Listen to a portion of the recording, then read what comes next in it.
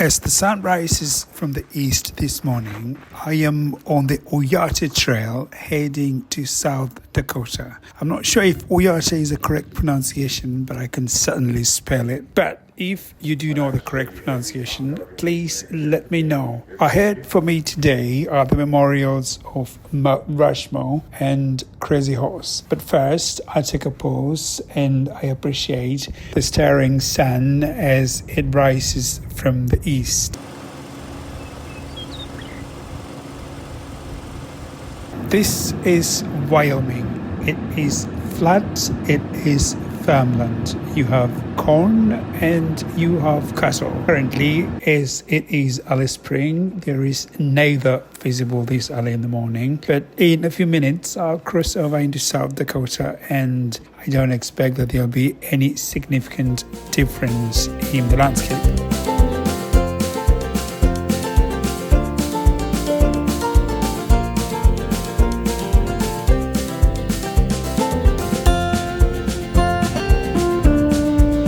On the left are what I suspect are storage silos for grain. And as promised, here we are. Welcome to South Dakota. Great faces, great places. Let's find out.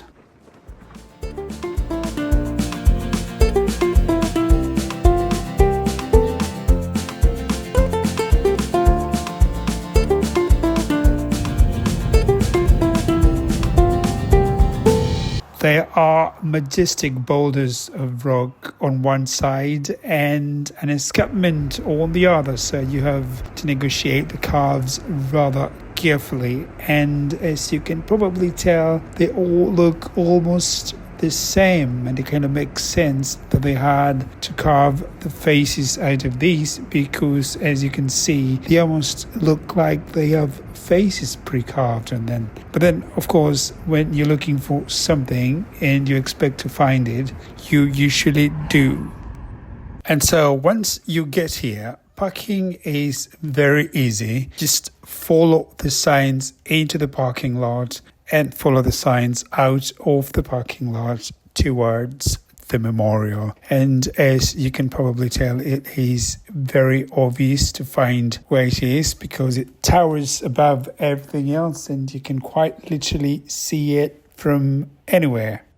There are 2 levels of entry with multiple entrances, and I'm guessing that was designed for crowd control because it probably does get busy at some point during the year, and you can see that it is possible to separate those who are coming in and those who are going out. And there you have it. I am not sure which president is which, so I am going to involve you and rely on you to tell me the president's name. The faces are familiar as I have seen them in books and paintings and even carvings and sculptures all over these United States. As is usually the case in moments of close proximity, the memory does fail on occasion. So tell me, which one is which president? Drop me a line, let me know. These flags represent 50 states as well as U.S. territories overseas. I have seen military insignia as well, so I am guessing that different branches of the military are represented here as well. Take a look. Don't hold back your opinion. Let me know what you think.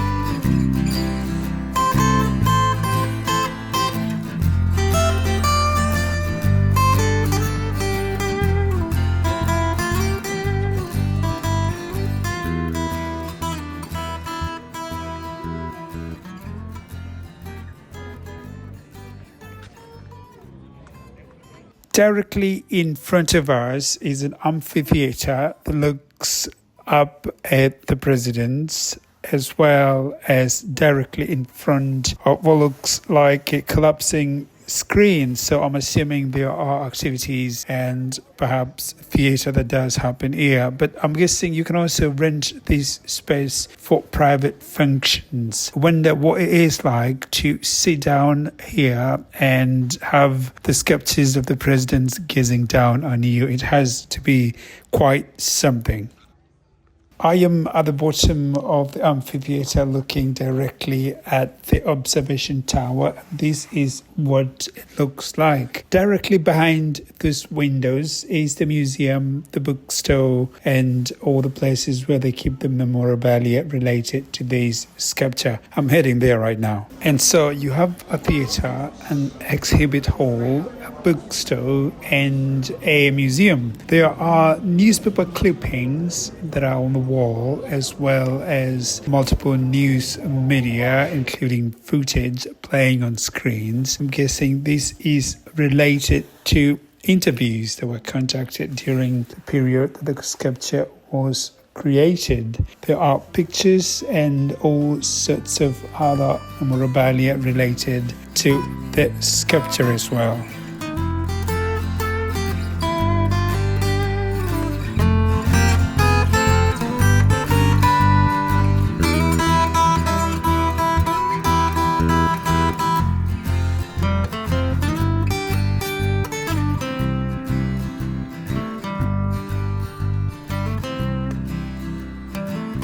It appears that they created a miniature model of the sculpture, complete with topographic features as well as geographical morphology of the outlying area. It is quite impressive, if I do say so myself.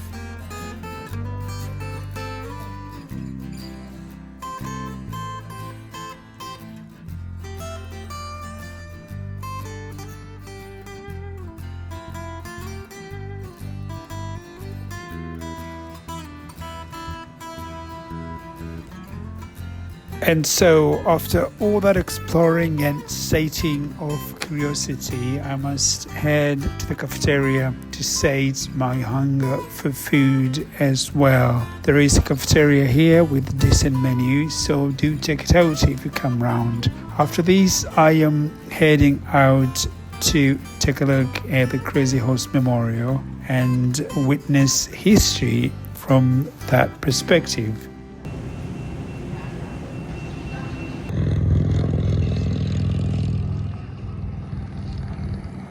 This TP design was perfected over the course of history after multiple encounters with strong winds, and the frame deflects the wind upwards and away, and you're safe inside. There's an opening on top to allow for smoke when you have fire going in the tent. There are a lot of paintings, sculptures, carvings, weavings, and all other kinds of art here that depict not just Crazy Horse, but all activities of daily living. Things, people, events, situations that are important to the daily activities of worship, even perhaps just economic activities, as well as the supernatural, as with most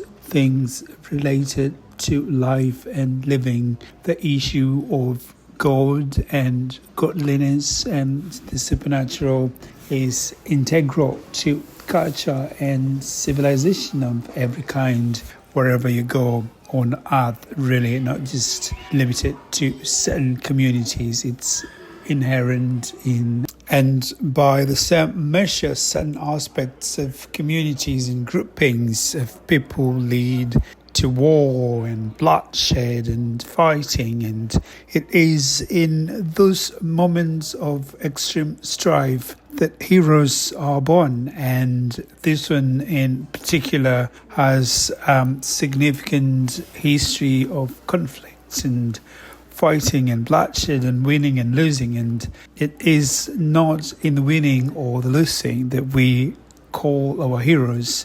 It is in perseverance and our shared humanity, and whatever it is that we see in others that is also in us. That is the point at which we call out our heroes as such.